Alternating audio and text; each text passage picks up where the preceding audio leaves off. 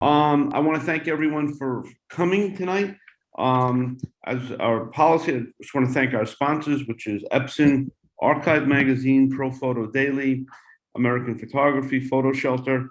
I also need to thank my wife, who's jumped in for me last couple of weeks ago because I had COVID. So let history acknowledge that I acknowledged her. Tonight we have Dr. Lauren Walsh from NYU, who is going to be speaking about her book, Through the Lens, The Pandemic and Black Lives Matter. We will have the link there where you could purchase the book.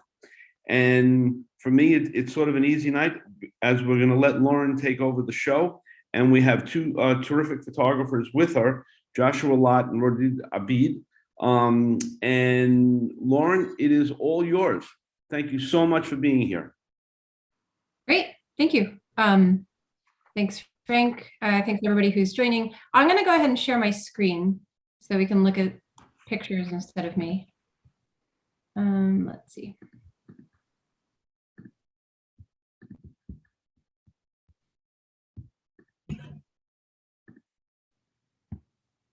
All right. Okay, so as Frank was saying, the conversation tonight is growing from my new book. The title of the book kind of is the giveaway for the topics. It's looking at and thinking about photojournalism and photojournalistic coverage of the pandemic, and broadly speaking of Black Lives Matter, but a number of subheadings that fall under that. And what I wanted to do before I get into looking at specific photos and talking especially with the photographers who are here tonight, and I will do that. I'll act as the moderator and I'll give an introduction so that we understand who they are and what they were covering. I wanted to just explain a bit of the introduction or kind of how I got started on this book. And the foundation for this book goes back actually to my last book. Oop. There we go. And that's my last one. It's about conflict photography. It's about the coverage of conflicts and humanitarian crisis. And the way that book is structured, it's a series of interviews with photographers and with photo editors who have either created imagery that documents conflict and crisis or have disseminated imagery of conflict and crisis from around the world. And the book takes up a bunch of issues, like kind of just, first of all, what is conflict photography? What's the point of it? And then looks at a number of things like what are the physical risks that you're facing if you're in a very hostile environment? What are the emotional tolls? What about forces of censorship? What are some of the major ethical dilemmas, things with consent or dignity or privacy?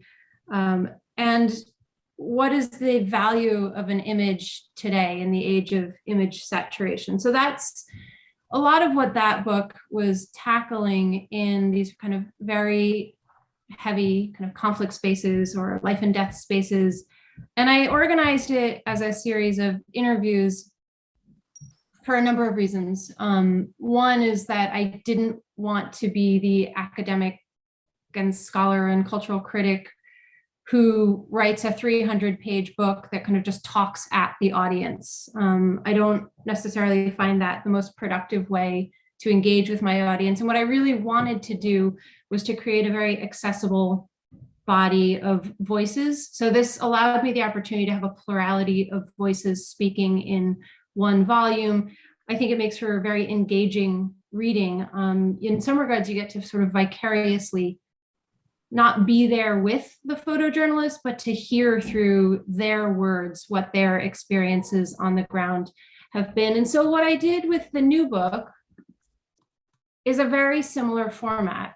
I organized it as interviews, again with photojournalists and again with photo editors, because they are taking the pictures or making decisions about the pictures that get distributed. They are the ones who are creating and distributing the images that come to us through the news. And again, I wanted it to be in a very accessible format, so that interview style. with both books, one of the things that was really important to me was to have this plurality of voices, but also a diversity of voices. So both of the books try to tackle the subject matter from perspectives that are, let's say, in the United States, outside the United States, in China, in South America, from the perspective of someone who is a local photographer, from the perspective of someone who's an outside photographer. I really wanted to think it through on many different levels. Okay, and so then the question, and Frank asked of me before we started our session, is sort of why the pandemic and why Black Lives Matter, why put these two topics together. And I did so because essentially 2020 was one for the records. So it was a year, obviously, when the pandemic changed all of our lives, right? Started in technically late 2019, but really became a headline in 2020. And so that is, it's a once in a century global pandemic. And then Black Lives Matter. So Black Lives Matter movement has existed prior to 2020, but on May 25, 2020, George Floyd was murdered. There was a video of his death. The video went viral, and at least initially inside the United States, much of the country erupted in protests. These are the largest protests in United States history, full stop. They received more media attention than any other protests for the last half century. And these protests didn't just stay within the United States, they moved well beyond the borders. And that was in part because there was so much media and particularly visual coverage of these protests. So, a lot was happening this year in terms of massive, momentous, historic events. And that's what we're seeing in the news. But what was also happening kind of outside or kind of off stage, let's say, behind the camera lens and inside the newsroom, was that this was a year that was quite unprecedented for journalism. So in the same way that my last book tackled questions about physical safety or emotional tolls, the new book looks at these issues, right? There were new physical safety risks. There were new aspects to the emotional tolls. There were new technological threats. There were definitely new ethical dilemmas and debates going on, behind the camera, as I said, and within the realm of photojournalism. And so that's what I wanted to explore in this book, how this historic year with these massive stories kind of collided in one moment and raised a whole set of new issues for the realm of photojournalism. So I'm going to just show a few images from my book, just to give you a sense of what I'm looking at and what I'm talking about with the people that I'm interviewing. And I think if I wanted to broadly say, there's two big questions that we can think about today. One would be, what challenges did photojournalists face in covering COVID and Black Lives Matter? That's one. And I'll pause for 1 second just to say a little bit more even about the structure of the book. You'll notice in the caption on this image, I really am committed to listening to the photojournalists. And so there is very much a kind of outside perspective. I, as the author, contextualize everything with historical information, cultural information, but there's also a very personal voice that comes through. And you'll even see here that this photographer, she works as a photojournalist, and then on her Instagram reveals much more personal feelings about what's going on and what she's documenting and what she thinks about it. And so all of that also comes together in the book. And so if I had to then highlight what is the other question we can be thinking about tonight, maybe it would be for me, what or how or why is it important for the public to understand what it takes to bring us the news in pictures? And so this is just a few of the images that I have in the book. I showed images by people who are not able to join us tonight, but to give you a breath of people who I spoke with and listened to their experiences and listened to their thought processes. What I would like to do is, I think, Frank, maybe you'll be the one monitoring. I think if there's any questions, people can throw them in the chat, right? Yes. Great. So I'm going to ask a bunch of questions of the two photographers we have here tonight. I'm sure I haven't thought of everything, so I am grateful for other questions. So let me introduce the panelists so we can dive into hearing them talk. Rodrigo Abd. He's a staff photographer with the Associated Press.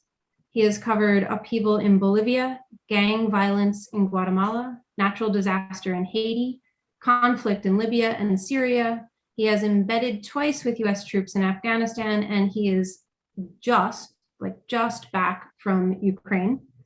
In 2013, he was part of the Associated Press team that won a Pulitzer Prize for breaking news photography for coverage of the civil war in Syria. Rodrigo, thanks for being here. Hello, Lauren, how are you? Joshua Lott was a sought after, in my opinion, probably many others' opinions, sought after freelance photojournalist for more than 15 years until he joined the Washington Post as a staff photographer in 2020. His work has been featured in publications around the world, and the body of work that we'll get to look at tonight is really quite staggering. So Joshua, thank you for joining tonight. Hi, Lauren, thanks for having me.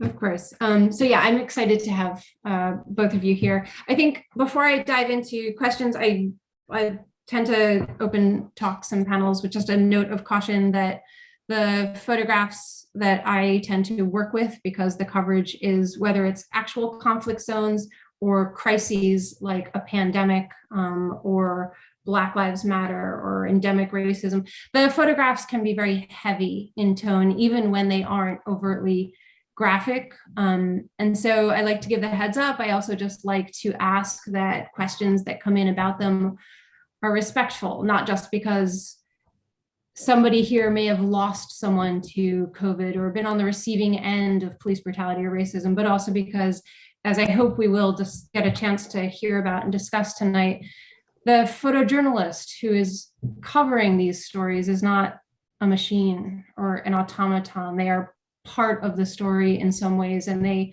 experience the story in ways that can be real and have a real impact on them. So I just kind of put that note out there. So I'm going to show images and ask some questions, and we can skip around through my slideshow if we want to go back to an image. Rodrigo, I'm going to ask you the first image, and I'll try to leave the screens up long enough so everyone can read the captions. And Rodrigo, I know you and I talked about this in the interview. And I should say that both people we have here tonight have photography featured in the book. So Rodrigo, I'm looking at the individuals in your photograph. They are covered head to toe. This is obviously a COVID photo.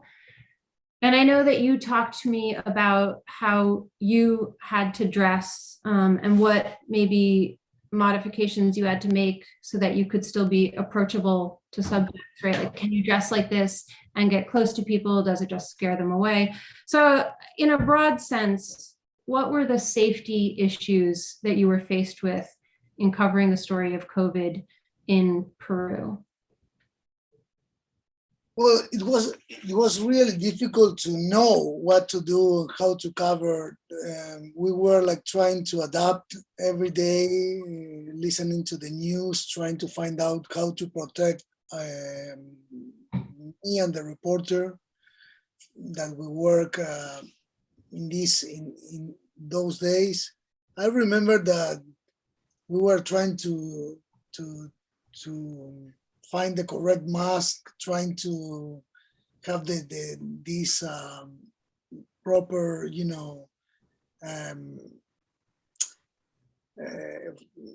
clothes to work, trying to receive sometimes the gear of the funeral homes workers, so we can enter a hospital or we can enter with them to the morgue. It was really difficult to find out how to protect ourselves, but we were all the time trying to put alcohol everywhere and not trying to not to be long time with in closed spaces, trying to be more trying to maintain a distance. But it was really difficult. If we try to, our idea was to try to tell the story in the best way, to share our experience to this global audience that is, a wire agency. So we try to protect ourselves, but trying to do the best story as possible. So it was that, to have that balance of protecting ourselves and then protecting our families. Then after covering, we were living at that place. Our assignment was in the same place where we live. So we need to protect our families. So it was very difficult to find that balance of telling the story, protecting ourselves, trying to find out the way to do it. It was really stressful. It was like we were exhausted because then we went to our house and tried to clean our clothes in different, buckets in the parking lots of our houses. It was complicated. It was really complicated, but I think that we risk to tell the story, and I think was the only way to do it. Without taking that risk, it was impossible to tell the story, in my opinion. And I'll just note the risks were real. Peru had a higher than average rate of journalist death from COVID. So there were real safety concerns. And this is one of the things that I was saying where there were new safety issues, right? Just how do you document a virus that, first of all, you can't see, second of all, you don't know how it works or how it's spread or how contagious it is, or if it stays on your clothing. When the average person, let's say, and I think the audience here is primarily American, the average person might have been just shut in their home, right? It's the journalists who are out and creating the imagery that's showing us what's happening. And then Joshua, I want to ask you a similar question about safety, but with regard to covering protests. So here, I mean, this is it looks to my eye to be a rather violent picture. And I'm curious, how do you prepare to cover spaces where things can be volatile? And then I have another image, which I'll show next, of you with a zip tie on your hand, right? So did you ever wind up on the receiving end of some sort of harassment, whether from protesters or police or otherwise? I guess it just depends on the situation. Every protest is different. I go in obviously being extremely cautious. I think in instances like this, I'm wearing the vest, I'm wearing a helmet. I'm just I remain vigilant, but at the same time, I'm looking to capture moments that tell the story. I think when I'm out covering protests, I'm not concerned about the protesters as much as I am about the police. I feel like the police obviously cause more harm to journalists than the actual protesters. So I'm just trying not to get hit with a rubber bullet or a flashbang, or just watching out and trying not to get pepper sprayed. So those are the things I'm normally looking out for. The protesters, if there's situations where they don't want me there, I can just pull them aside and talk to them and just kind of reassure them that I'm there to tell the story and to the best of my ability, and kind of like get the images out for the world to see. In this image that you have posted here, I was covering protests related to George Floyd. It happened like later in the evening. There May 31st. So a few days in, and basically the police had kettled everyone. So they came from all directions and just basically surrounded everyone and closed them in at this gas station.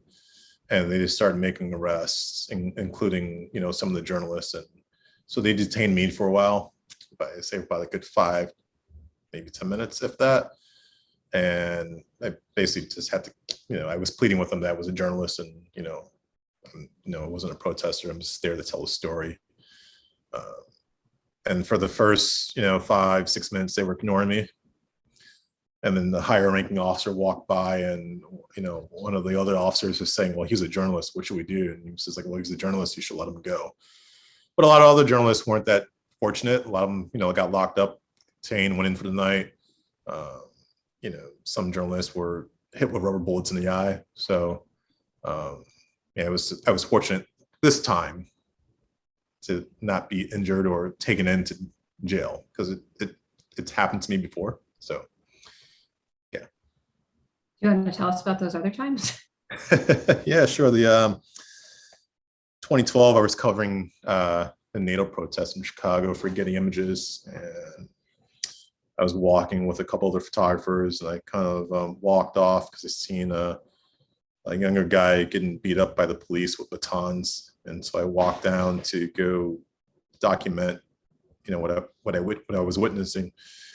And the officers that were beating them walked over to me and asked me what I was doing there. And I told them I was a journalist and basically documenting you guys beating the crap out of this guy.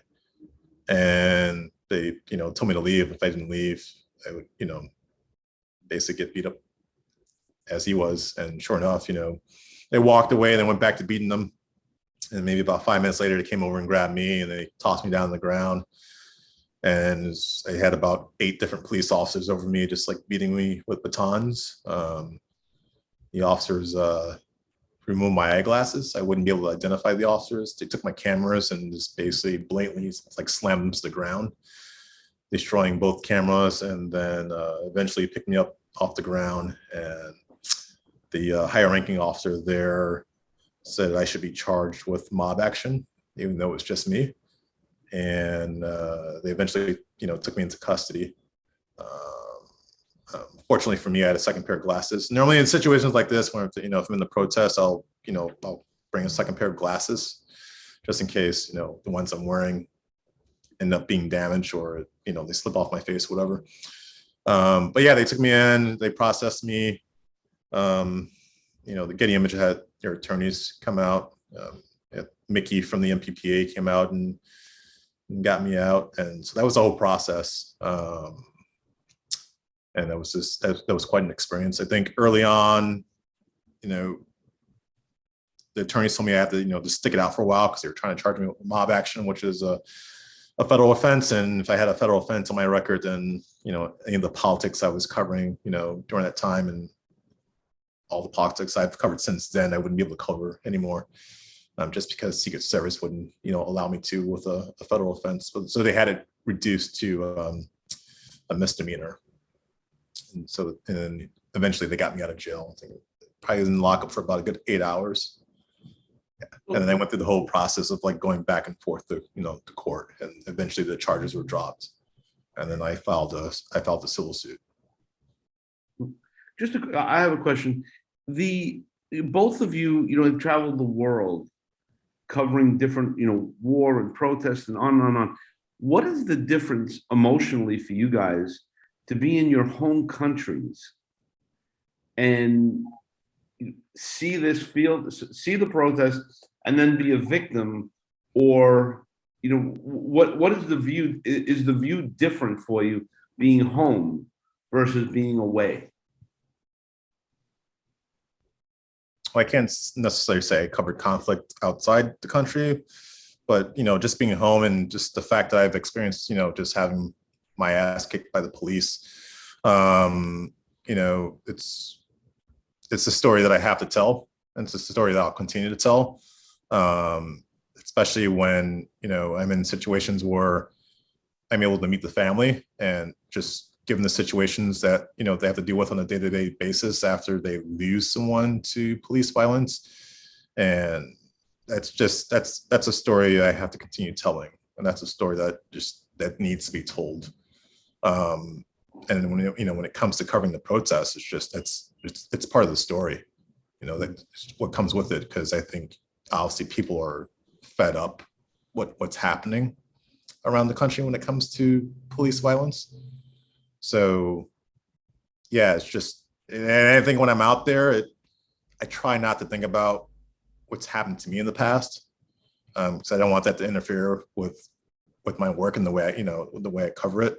So I just kind of like leave that, behind at home when I'm out in the field, and I don't let that interfere with, as far as like me, out on a day-to-day basis is covering protests and covering families who suffer. So you sort of put that in its own little envelope as that was a bad experience, and we move on. You have to do that as a journalist, right? Right. And I get colleagues and friends and family that ask me all the time, like, how do I cope with it? That's I have to leave it behind. Just also to throw in a note, like for those who think about journalist safety, there are countries around the world that rank pretty high in terms of these are really dangerous places for journalists. And historically, the United States wasn't on that list, right? And you were talking about an example from 2012, but in the past few years, we've now crept up, right? Not necessarily in terms of murders and kidnappings, but in terms of real physical attacks on representatives of the press. There's been a huge uptick in the United States. Rodrigo, let me talk about, this is maybe a different form of kind of harassing the press. And I'm speaking of Peru right now. All right, and I'll show a few of your images and I'll ask everyone to pay attention to the captions coming up. Did you ever face any forms of censorship or lack of access? And what I can say for the audience that isn't necessarily aware, Peru, had been grappling with COVID since the beginning, like the United States, and put measures in place very early on, ahead of the United States, and the numbers were not good, but not horrific. And I even remember doing an interview with you in like October 2020, and you were like, the numbers are bad, they're really bad, the official numbers are wrong, I know they're wrong, I know they're wrong. And then lo and behold, like 8 months later, June 2021, the government retallies their COVID death rate and skyrockets to the #1 position in the world of per capita COVID mortality rates. So, that's the government failed in communicating the proper information, but how did you think about this? Did it feel like censorship? Did you ever feel personally censored? Well, Lauren, the government, they didn't fail. I think that they lied.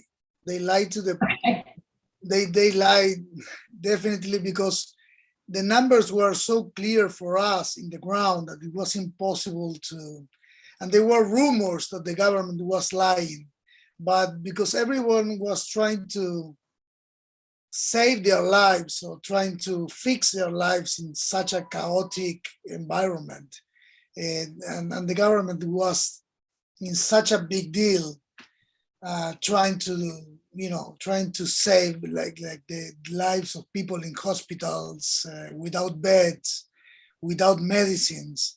So things were so quickly that I told you in October, there were some rumors and some journalists were saying that the numbers were nothing near the government numbers. And I think and that's why probably was my decision to try to cover the story as better as possible, because we think that there was a necessity to show what the government was not only showing but trying to deny. There was no access to hospitals. The access was really limited, and there was no access to cemeteries. The government was trying to not to tell the truth and trying to ban all the access to the official institutions. So we told the story trying to do our best in the few places where the government couldn't ban the access. So we did some contacts with funeral home that were contracted by the government, but they let us do the work with them. So until the government found out, and then the access was more restricted. So the government tried to restrict the access to journalists all the time. So that's why it was very difficult to tell that to the rest of the world, because we were the only journalists trying to tell the truth, because the airport was closed for more than 1 year. So the only journalists that we were trying to tell the truth to the rest of the world were like the few journalists that work for news agencies. And the rest was controlled by the government, because the government was saying how good they were trying to work against COVID. So and all the new hospitals were opening and trying to do like a good news, but it was very easy to see that the situation was so dramatic. People were dying in their houses. People were calling to the numbers of the official numbers and know the answer to them. It was really a dramatic situation, and I think that probably that was my it was so sad to see what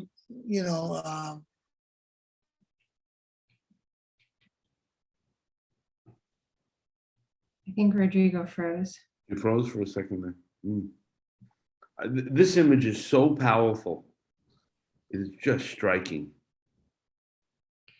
Just to also give a little more context on what he was just talking about, the regional outlets within Peru face enormous forms of retribution, either from state authorities or even from their sponsors, who go hand in hand with state authorities if they publish information that runs contrary to what the government is saying.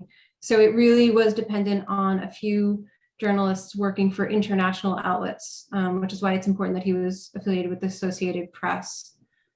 Maybe we lost him and he has to log back in. Joshua, I'm going to move to you because you're here. One of the questions that I was thinking about a lot, continue to think about, in my professional work and with my students, and I know actually I see a few of my students in the audience. How do you? It's one thing to, and it wasn't even made by a professional, right? But this cell phone video of George Floyd is essentially the documentation of a murder, and it should never get to that point.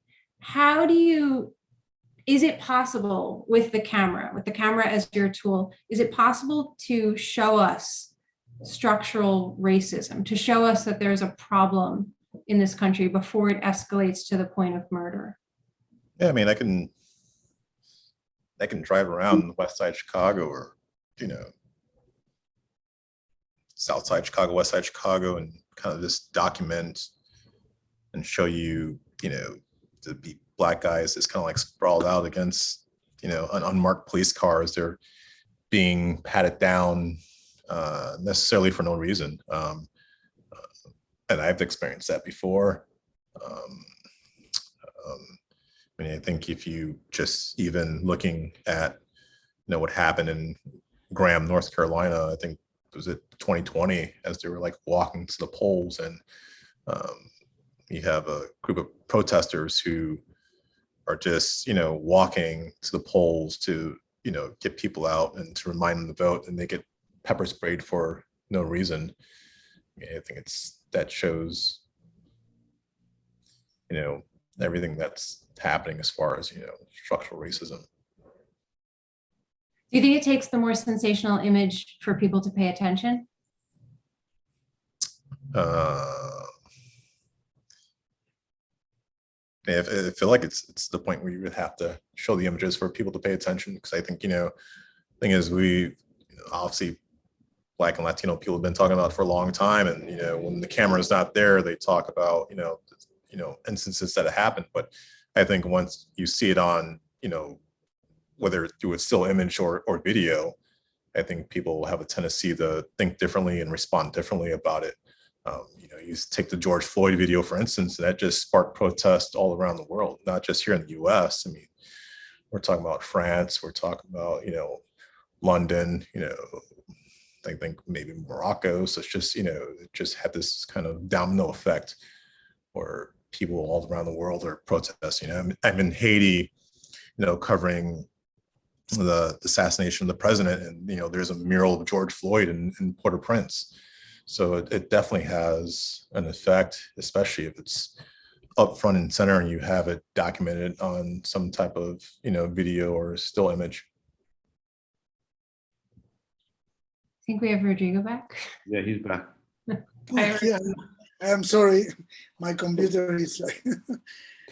If I could ask Joshua a question, Josh, when you're covering an event or covering a protest, and the protesters are more black or more white, how does that shape how you cover it? I mean, does that piece get into your head and into your heart in a different way, or is it totally removed? How do you do that? It's totally removed. There was a situation where I was covering Paul O'Neill, was a gentleman who was killed by the police in Chicago for stealing a Jaguar. And when they were protesting, it was interesting because there was a mix of black and white officers, but all the protesters were black. And so when it came for the officers to line up, all the officers were white, and they had all the black officers to the back. Mm. And so that was pretty striking to me. I've been to protests, and where the majority of the protesters are white, and that doesn't change anything for me. Right. I just see them as obviously as allies trying to get the message out. And they're out there just protesting for what's right. And if it's a situation that's very inhumane, then I think people ought to be out there protesting, whether you're white, black, Latino, Asian, indigenous. Right. So. Does your experience from 2012, when you were beaten by police, I know you said in some regards you kind of push it to the side. Does it not inform any of your desire to stay on this as a topic? Like I said, I leave it at the front door, so I'm always going to remain on this topic. This is an issue that I'm passionate about, and it's an issue that needs to continue to be told. I was just in Grand Rapids, Michigan, just the other day covering Patrick Loyola, who was killed by a Grand Rapids police officer. So at the end of the day, I'm always going to see it as an important story that needs to be covered, and so we can get it out to the rest of the country and the world to see. You think of a person like Patrick, who's obviously from the Congo. So I think that I'm going to do what I can to get that story back, so people in the Congo can see what's going on here. And do you feel, as you go through this process, one protest after another, something's happening to you, or how do you keep in check your mental strength and your mental balance to see things that are really sad, right? Yeah, I mean, there's times, even the other day covering the funeral for Patrick, it's hard not to tear up. I think at the end of the day, I'm a human too, and I have feelings, and you see a family struggling because they lost their firstborn. So, and then they actually see them laid up in a casket that's an open casket, and family and friends grieving for someone that that's very special to them and someone that they love.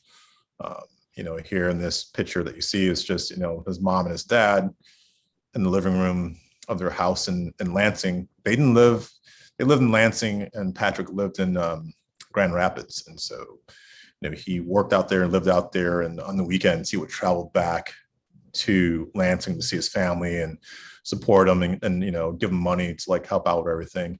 So yeah, the family was devastated. He's got other siblings, and they never thought that this would happen to them. They come from a war-torn country. So they come here to the US, expecting to have a better life.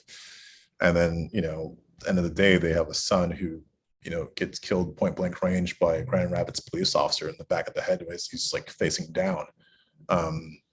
So they just never imagined in a million years this could happen to them here in the States, because they felt like this was a safe haven for them, just coming from the Congo. And I was just, for this story here, I was really pushing to meet the family just so I can, get in and just tell their story. And so I got a phone number to one of their pastors, and I was constantly calling him and talking to him, and he finally like, okay, you can come to the house and meet the family. And I think it's a matter of them gaining your trust. And, when they gave me the information, they told me not to share with anyone. And that's, I've been down that path before, especially with Dante Wright's family. They gave me the address to come to the house, and they tell me, do not give this information to anyone, because they don't want anyone to know where they live. They're grieving, that they've lost a loved one. And, they want to deal with their trauma in their own way. So for me to come there and for them to open up to me, it's, That's a sacred trust, right? exactly. So. I think I wanted to also, well, I also just want to say thank you, Joshua, for sharing all this. And then kind of pivoting towards Peru, and I'll go back a few screens. Joshua was talking to us about staying on this one, it's not one single story, but it's a kind of broader theme, and the stories coalesce around one central point of injustice, and primarily her police brutality or police killings, and the importance of it. And I remember in our interview, Rodrigo, you talked to me a lot about how hard it was to get to the indigenous population in Peru, and why you thought it was so important to go and cover that. So I'm hoping you can talk to us, I'll bring up a few of the screens, about what it took to get there, why you wanted to cover this, what the situation with COVID was in this rural portion of the country. Well, the situation in the Amazon, in the Amazon jungle, in the Peruvian provinces was really bad from the first beginning of the pandemic.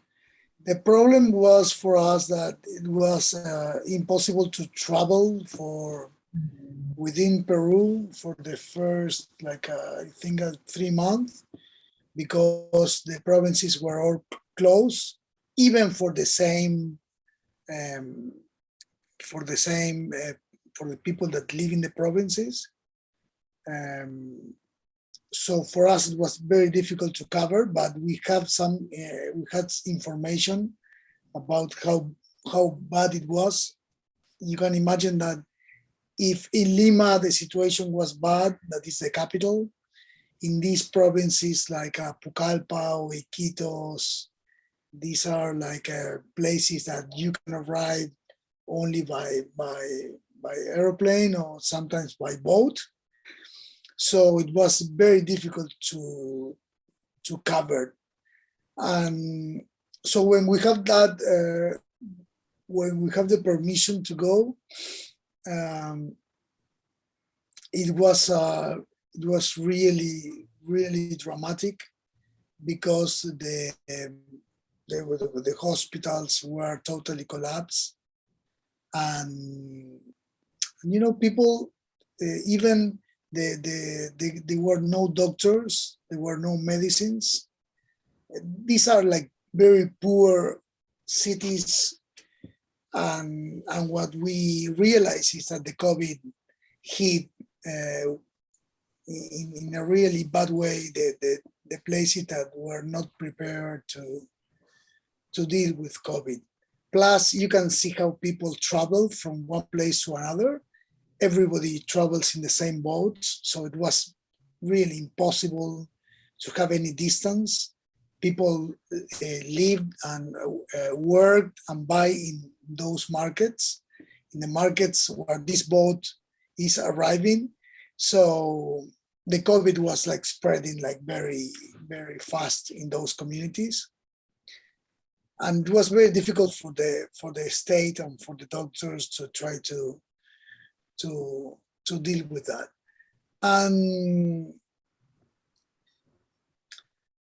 it was very difficult also to the villagers to receive journalists, because they fear also that we from coming from the capital, from Lima, were going to spread even more the COVID.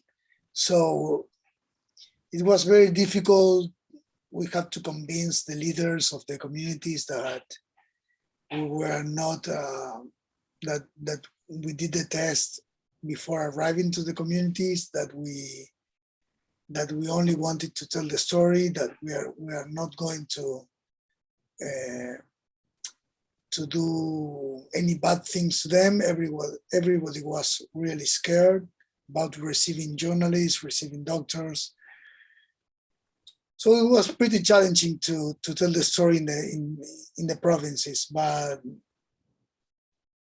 we tried to do it. We tried to do it, and I think that it was not only important for the Peruvian public to read the stories and to see the pictures, but also it was important for the rest of the world to tell the situation of the Amazon jungle villages in Peru.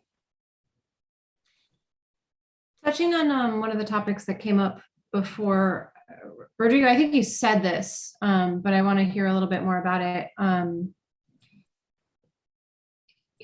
even started off this talk, and I started off all my talks, especially when I'm focused on more traditional looking, let's say, conflict. I always give people a heads up, right? Like there might be graphic imagery coming up. And I know that you have said, we need to create those images and we need to share those images because they're part of the story. Can you just elaborate on that? And I think I have one image of yours in here that has a deceased victim. What's that? On the floor, right? In the living room? Yeah. I just need to find, there we go. There we go. Yeah, and this, by some people's standards, this would be graphic. By others, this is not graphic. This is the one I selected for tonight, but talk to us about documenting death, showing graphic imagery, and also not just I need to make the public aware, but what about considerations for the family or for the deceased? I think that there is a way of telling the story and respecting the victims and the families. We did it now in Ukraine. We spent like a month basically documenting how the civilians are suffering in Ukraine. We do the same. I did the same in Peru during the pandemic. It was like, for me, it was important. So all these families that lost a relative inside their houses, like in this picture, the government was not counting those deaths in their numbers. So we thought it was important to arrive to the places, to try to talk to the families, to try to explain our job, because it was important to show it. And I think that there is always a way of doing this with respect. You can be in the same place and you can be, disrespectful with the family and with the victim, but in this case, as you see in the picture, you can't see the face of the victim. You try to show the surroundings, try to show where this person died without any assistance. This family called, in this case, the ambulance. The ambulance never arrived, and that was the situation of hundreds of Peruvians that died inside their house because of lack of assistance. So if you think that it's important, the story, you have to find a way to document it. And we did the same in Ukraine. We try to do it. We did it in Afghanistan years ago. We try also, that is our job. Try to tell the story, try to respect the families, try to explain the families why it's important to tell the story. And that is another job, you have to, you don't have to go and only take the pictures and to do your job. It's good to take the time to explain to the families why we do that. And that is, and sometimes we are like rushing from, from one place to another one, because I work for AP, we're a news agency, we have to be fast, we have to file quickly, we need to jump from one place to another one. But I think our job is also to take our time to talk to people, explain why it's important, explain why we do that, why we want to take the pictures, why we want to access to a cemetery or to a funeral, why we want to share time with families in their houses. So that is part of the job. And I think I did it in Peru, and we try to do it everywhere when we have an assignment. Yeah, I'd like to ask both of you, as you cover your events, at some point you must be disappointed in your nation for not being better or not having the resources to be better. How do you deal with that when you have your own little quiet moments?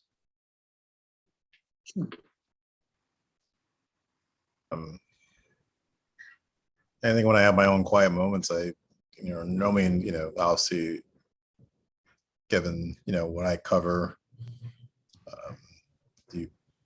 I always ask myself why does it keep happening?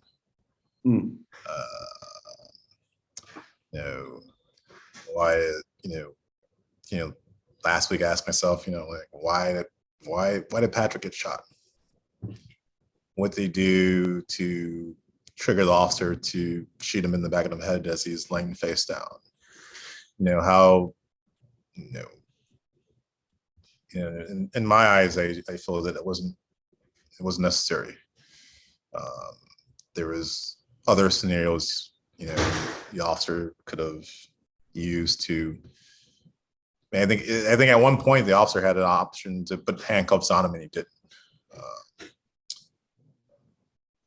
The situation with Dante Wright, I think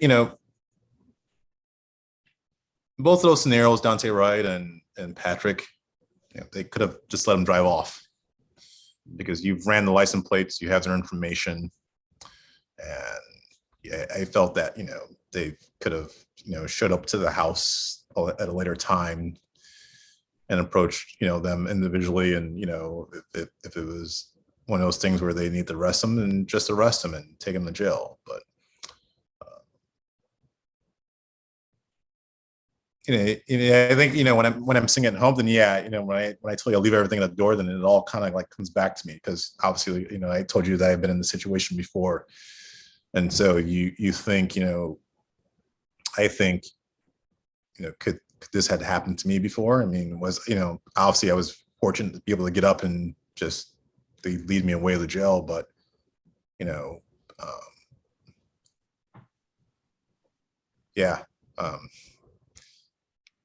then I talk to friends about it, so it can when I'm at home, you go through, you kind of analyze your day and what you experience out on assignment, and sometimes, like I said, I sit back and I like analyze, and sometimes I just I let it go. And I think that's just with anything that I cover. If I cover anything, I cover a little bit of COVID. I haven't covered COVID extensively as Rodrigo, but you go and you photograph families, and kind of you think of situations that how could this have been prevented? Why did this person have to die, and why did the situation have to end up like this? And like I said, at the end of the day, I'm human, so I have feelings too, and if I told you that I didn't feel a certain way when I go out and photograph these things, I'd be lying to you. Um, and so, my emotions get triggered, and it's just, I feel, I'll figure out ways to like cope with it. And running is one way. I like to go out running, and that just kind of sets me free and kind of releases the stress and not think about it and just kind of like move on with my day. Okay. Yeah, interesting. Joshua, this photo that's on screen is to me staggering. Can you just talk to us about it? And did you have any kind of spoken or unspoken even connection with the gentleman in the center? So this is Imagine Driver. He was good friends with Dante Wright. And there was a picture that you had in there before of the guy holding up the concrete, and he was about to throw the police car. So at that moment there, this gentleman's got the concrete up and he's about to toss it, and then he gets basically shot point blank range with a rubber bullet. And I didn't have any gear on. And the first thing I thought of, like, wow, what if, he would have shifted a certain way or like moved and I would have got shot with a rubber bullet. So I told myself it's time to get out of here and time to go reassess and kind of like just go put my gear on. And so as I was walking away, someone just turned to me and said, this is Dante's mom and this is Dante's dad. And so I photographed them. And then as I was walking away from that, that's when I noticed Imagine Driver. And so I turned over and, I photographed him with the 7200, and the look of intensity in his eyes and him crying and him just staring at me. And obviously I started to just kind of like think about the situation and how, what was going through Imagine's head, mentally and emotionally. And he obviously is someone who's devastated by the situation. But, as I told you before, when I talked to your class, it was just, it was a look of, you need to feel my pain and understand what I'm going through. And that's that look of that he has in his eyes, and just, the tears running down his face, and, his eyes being watery. And so that moment actually stuck with me for a long time. I would think about it all the time. And I had a lot of readers reach out to me and email me about this photo, and just basically how it kind of, pinch a nerve, and kind of like it made them think about the image and what was going through in his mind, and just what he was dealing with in this situation. He just, before that, he was at work at McDonald's, and he got the call from, I believe, Dante Wright's brother, that he had, been killed by a police officer. And so he obviously came out there, and this is right up the street from where the actual shooting took place. And so I walked away from this, and then I went over to Dante's dad, Aubrey, and I talked to him, and I got his phone number, and I told him I really wanted to tell his son's story. And I didn't have Image's name, and so my editors made me go back out and track him down and get his name. And so when I tracked him down, I got his phone number, and basically I've been in touch with him.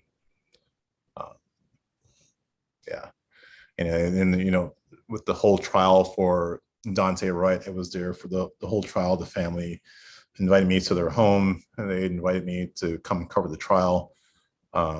So yeah, I was privileged in that sense, where I was able to just tell their story, and them just inviting me into their space and trusting me to tell their story.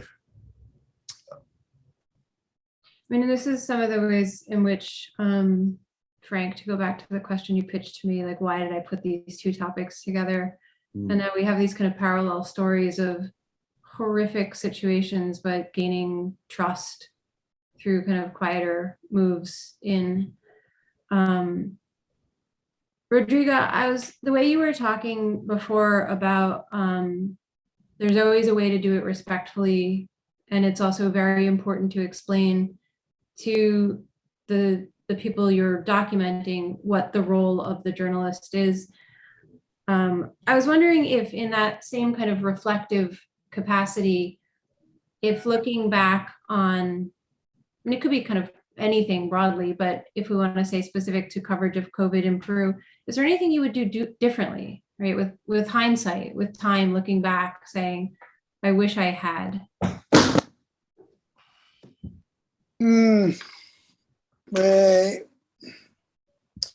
Probably I will try to because I work in a news agency. Sometimes I have to deal with deadlines, and I have to work faster than I want. But it's the way it is, and we need to file every day, and we need to move more quickly. And probably I would like to work more slowly, try to spend more time with families, try to do it without rush, because sometimes I miss lots of things that I think are important for the story, but because I have to to do the work, the daily work, and to reach deadlines, sometimes I work faster than I think it's, and I think that you miss a lot of things. You don't concentrate a lot in some stories that are important, and you keep going, moving from one place to another. And sometimes I want to, I think that I have to follow more the stories that I started. For example, this story of this place where they were like at the just beginning of the COVID. I did a story about these families that live in a very poor places, and when we were like trying to imagine how the COVID was going to hit these poor places, because they didn't have water, they live all together in the same place. So in April, we thought, okay, these families are going to be hit for the COVID like very badly. And I didn't follow that story as I wanted. I started doing other things, following the going to hospitals, or trying to go into hospitals, following the stories of the families in cemeteries. And probably I didn't focus the attention in these families where I start, because I lose connection, I move to other stories. And that is the thing that that I would like to change, and I will try to do it better the next time. Try to follow more the stories, probably doing less pictures or less different stories, but try to focus more in one story and follow them. And I know that it's difficult when you work in the news with the news agenda, but that is one of the things that sometimes I think I have to do it better. I try, but it's complicated. Just to mention to everyone, if you have a question, you could put it into the chat room, or when it's appropriate, just open up your mic and you could ask a question if you like. So just everyone knows that. Joshua or Rodrigo, is there anything that you wanted to touch on under these broader headings? And of course, the book itself kind of delves into so much, and there's only so much we're going to cover in a 1 hour or a little bit more of a presentation. But anything that I radically forgot to ask you about that I should have?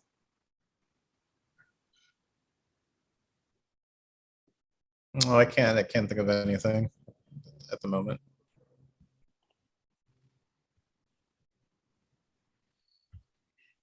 Rodrigo, or Rodrigo, I'll ask you. As we announced, right? You are just back from Ukraine, and you were talking before about how it's hard to cover a story like COVID, hard in different ways than it is to cover a war, an invasion like Ukraine. And part of it is that, first of all, especially when you and I did our interview, there was absolutely no end in sight, right? There was no understanding of when this would stop, and there's no escape from it. Well, it was very difficult because our family was there and there was no one bed in any hospital. So we knew that we were covering something that we really didn't know exactly.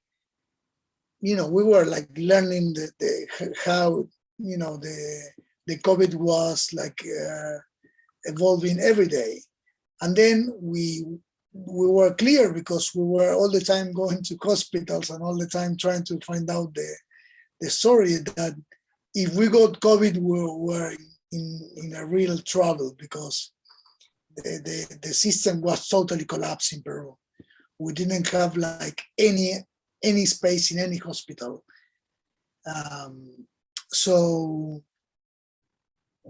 And the difference is that there was not like a front line. It was not a war. You know that when you go to a war, there's a front line and you can go like near the front line, you are in a more risk, but you can cover the war in, trying to show the more quiet places of the country. Like in Ukraine, where you are going to be more vulnerable because you have a front line, you have a war, you have two armies. Probably you can decide how risky you want to do your coverage. In the COVID, no, the COVID was everywhere, and we didn't have all the information. At the first beginning, we were learning how to deal with that every day. We didn't have any idea how to protect it. We were learning all the time. So it was very risky, and we didn't know where. If it was in a market, we can got COVID in the market, in a hospital, with our neighbors, everywhere. So it was like very stressful. It was very difficult to protect and to see the risk, how to cover it. It was different. I think that every story has a different way to be covered and its own complications and the struggle. But the COVID was a very complicated issue for me to cover. It was very difficult. It's so interesting the way you put it in that type of a perspective, because as I was listening to you before, I was thinking, this must be so much easier to deal with than being shot at or being in a war zone. But the way you just explained it, it was really on every different angle. You didn't know which way to go. No, and plus, when you go to Ukraine, you go to other places to cover, and then you go back home. There we were like, the conflict was next to our families, next to my daughter. I was going, I spent the day with the people that were collecting bodies in the streets, and then the same night I was going back home. So it was very, mentally and physically, and the way we tried to protect ourselves was very difficult, really. And you really couldn't protect your children either. No, it was very risky. I tried as much as possible, but we didn't know exactly how to do it. Yeah. I think I'm going to stop my screen share so that we can, and I'll say a few more words about what gets covered in the book, and then sort of just encourage anyone here to have the opportunity to speak and ask any questions. In terms of just some of the other things that we didn't even wind up touching on tonight, because the issues are just so varied and many, the Chinese photographer who I spoke with, like we talked about censorship, and Rodrigo spoke to us about that. The Chinese photographer describes an anecdote of going inside a COVID facility and then having it surrounded by police and having them forcibly delete his images. So like kind of these risks of censorship. And there was suppression in the United States as well, and kind of concerted efforts at a lack of access for photojournalists to be in certain places and spaces. And these are things to be thinking about. I think also questions of privacy. So like, is it okay to get access inside a hospital and document someone's final moments? And on the flip side, there was this really interesting kind of question of privacy or not, with some protesters in the United States saying, don't show my face, don't take my picture, which was a very new element to demonstrations in the United States, which has a really strong, long, loud, proud history of protest. And so that was this other kind of bubbling ethical question. And I think, you know, for me, just speaking very much about my goal with this book, I think it's easy to kind of look at a situation like what's happening with the free press in Russia right now and to say, that's bad, right? They've kind of shut off the free movement of information. And in that sense, it's just so starkly apparent what's happening there.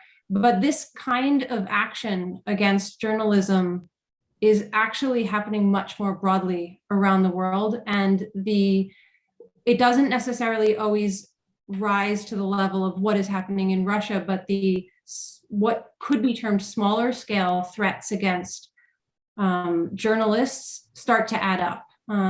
So for me, it's really critically important to understand just what is going on in order to get these pictures that most of us just receive on a screen, right? Maybe some of us still have print subscriptions, but the vast majority of people, certainly my students, right, they're looking not even on a laptop per se, they're looking on their phones, right? And it seems so easy when you can scroll through images, but the process behind the image is not at all easy, and it's often under attack. So I just wanted to put that out there because I feel very strongly about those topics. And I'm so grateful to Rodrigo and Joshua for giving us some insight into the experience. And I would love to hear any other questions from anyone. I think people can unmute, they can type their questions, but I think they could also just unmute if they want. Yeah. Lauren, I got a quick question for you, Mr. Lott. I know you mentioned it previously, but just in case people miss it, can you explain what kettling is? Because you guys mentioned it a few times, and I know you've discussed it with us, but maybe some people don't know what kettling is.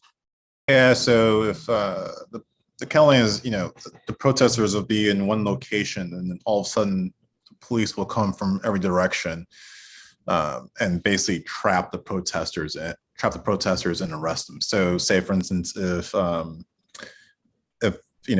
police officers or the state is given the curfew, and there's like an 8 p.m. curfew, and it's 30 minutes after 8, the police are trying to move a protest in one direction to a point where they think they can trap the protesters, and then they'll come in all directions, and basically you won't be able to run. You'll just run into a wall of police, and they'll arrest you and take you in, and and bring whatever charges they're going to bring against you. Let the kettle. Okay. Mary had a question. Yes, I do. I guess this question is addressed to both gentlemen. Of all the avenues a career in photography could take you, why would you choose the avenue that puts you in harm's way? And not only puts you individually in harm's way, but I'm sure also, as Rodrigo mentioned, inflicts tremendous stress on your families. So it's not just you that is affected, but your families as well. What motivates you to do that? I think it is important stories that need to be told.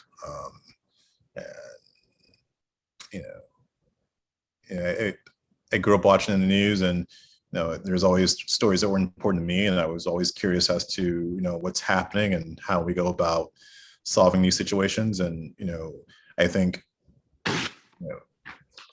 me experiencing what I experienced growing up, or it was constantly harassed by the police. I just feel that it's important for me to go out and tell these stories. And I'm very fortunate to be able to capture and document situations that happen around this country and sometimes, in the world. And I just want to get the stories back to the readers around the world, let alone this country here, and just continue to inform people as to what's going on. I think, situations where we talked about George Floyd and the young lady they're documenting, I think if it wasn't for her documenting, that, what happened to George Floyd, then, would we ever get the truth as to what happened if there was no cameras there? And so I feel that it's important to have the cameras, and it's important to have, the journalists out there writing the stories and just informing the people as to what's going on. Do you meet resistance from your family because you are putting yourself in danger? No, not at all. I have complete support from my family. They always ask me what I'm working on and where I'm at, and when I'm coming home. And when I'm home, just come by and say hi and give your mom, a kiss and a hug, and I'll take her out to dinner, and kind of like, just I'll go back, move on to the next story.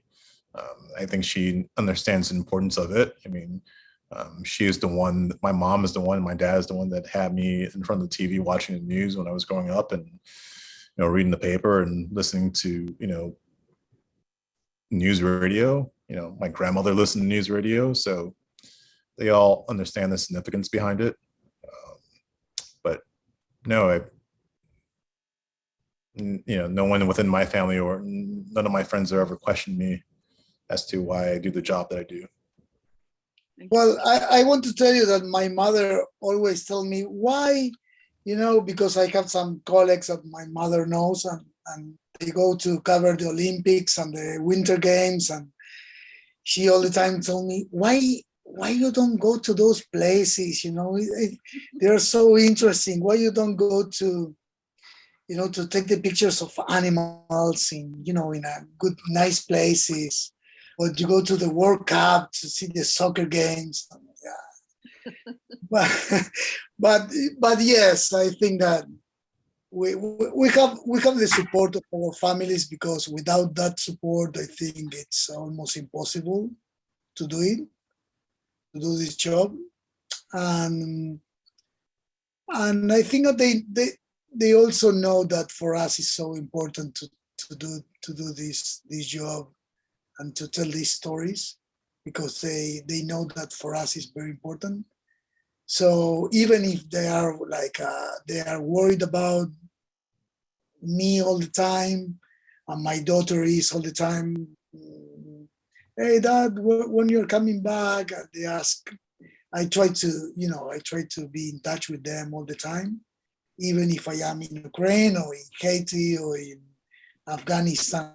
I try to talk to them every night, trying to be explaining where I am and connecting with my colleagues. And if I have my cell phone, I am in a protest in Venezuela, for example, I call them live, and I want them to be also connected with the story that I am covering.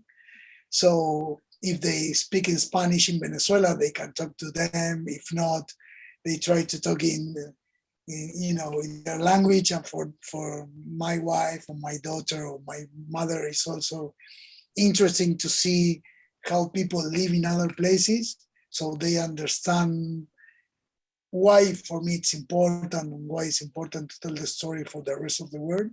So that to connect our work with our families, I think is really important. It's not only that we are totally involved in that, our families are with us at the same time. We try to share our work and to share our lives with them also. Well, thank you to both of you for what you do. Much appreciated. Thank you. It's sort of like the perfect place there. You got a hand up now. What's that? Now you have a hand up. Yeah, I saw Glenn. What do you got, Glenn? Sorry. Look, it's been extraordinary, and I thank you both, as everyone else has. I guess I have so many questions, but one burning question is, you're in these situations that are so highly charged and so emotional. Is there ever a moment that you just want to put the camera down and just help? And I don't know what even that means. Carrying something, helping somebody, picking somebody up, or whatever it is. It depends on the circumstance, but I don't know how I wouldn't want to do that.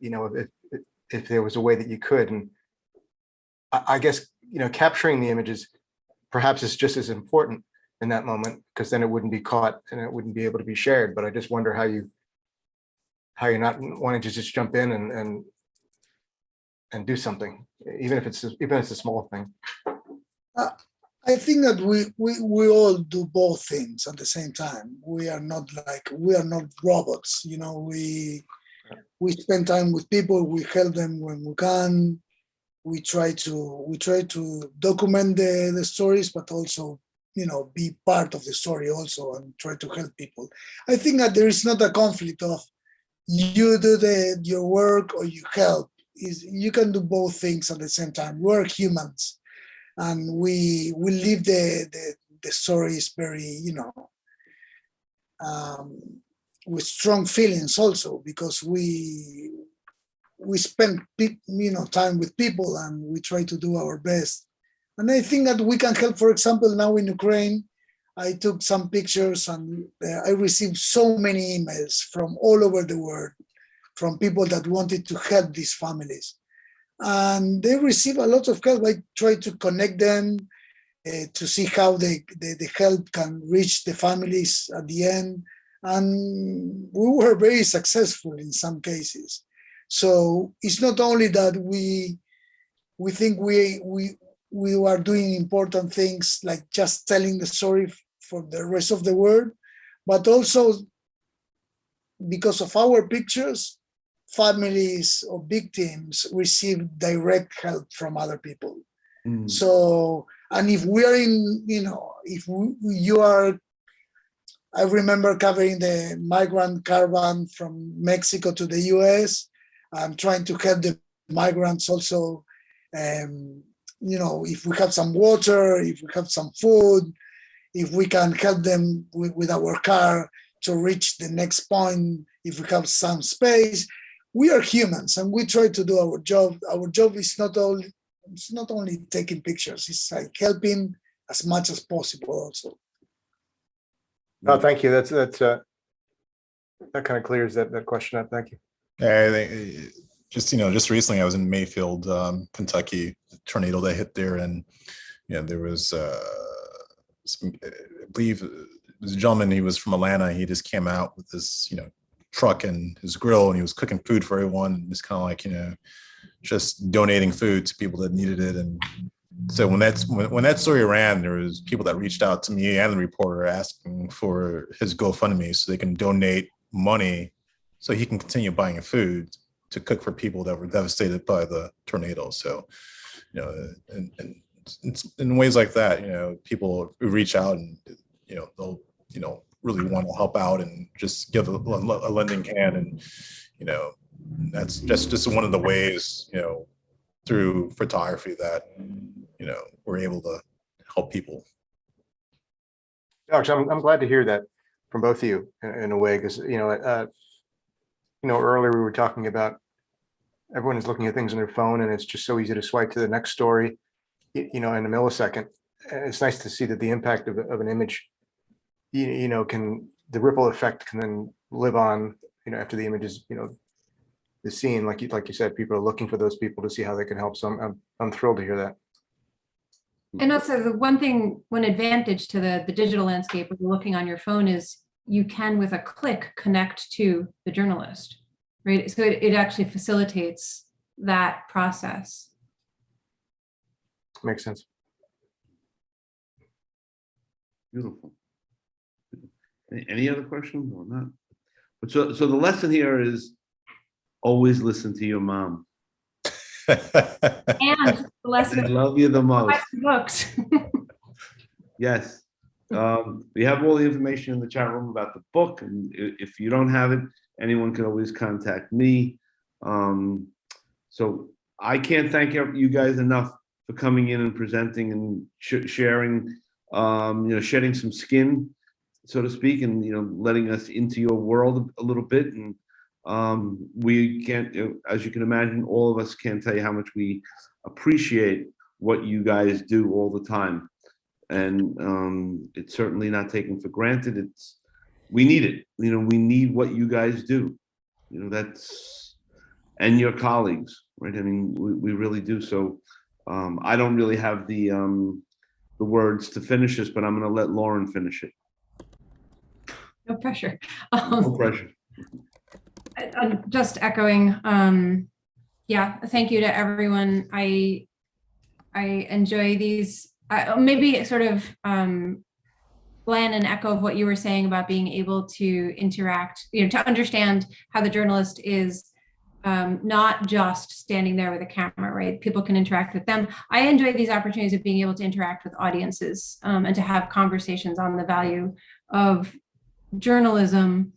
And the panel tonight focused primarily on the photojournalists, but also the photo editors are part of this process. And so another time we'll have a conversation on that perhaps, but also like an integral piece of this puzzle of moving images forward into the world. So yeah, I'm just going to end again with anyone who wants to go and buy the books. So what I will say is the new book really, it really brings attention to the value of understanding the documentation of social, political, epidemiological crises. And as unfortunate as it is, my last book on conflict has become sort of called for again, right? Because of the headlines of what's going on right now. So that's why I mentioned both of those books and both of those titles there. So thank you everyone for your time on a Wednesday evening. And thank you especially Frank, Jay, Rodrigo, and Joshua. Yeah, I thank you all. And I just have to give everyone a mention. Starting on Friday and through next week, we have 5 different photographers who will be speaking, who have just come back from Ukraine, showing their work. So John Stanmeyer, Ron Haviv, David Boutau, Alex Laurie, Julia Kotachevo are all going to be presenting next week, one different night each, showing what's going on the ground in Ukraine. So you'll get email blast about it. And again, tonight, thank you, Lauren, Josh, Rod. I mean, you guys did a great job, and you enlightened all of us, and that's what projections is all about. And thank you for the great questions, Mary and Glenn. We appreciate that very much. And if you guys look in the chat room, you can see everyone, is just in love with the evening. So thank you all very, very much.